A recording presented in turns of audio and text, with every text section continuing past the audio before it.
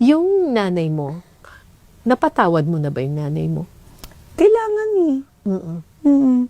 Um, pero hindi naman kailangan maging chami-chami sa tingin ko. Kasi parang kailangan din i-acknowledge ko din yung pinagdaanan ko. And hindi ko naman kasalanan na lumaki akong detached. Correct. Na lumaki akong hirap magtiwala at hirap magpaalam. Mm-mm. At mabilis magmahal. Kasi wala ka eh. So, Yes.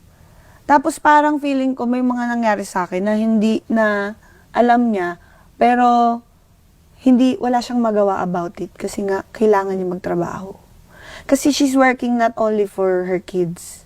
Siyam sila magkakapatid, siya bumubuhay doon. Mahirap din ang pinagdaanan ng nanay mo. Yun yung responsibility na gusto niyang dalhin eh. Unfortunately, I was against it. Kasi anak kami. 'Di ba? Kailangan mabigyan kami ng ginhawang buhay.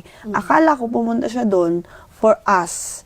Pero well, hindi mo nga naman kayang pabayaan yung mga kasi pati anak ng mga kapatid niya siya nagpapaaral.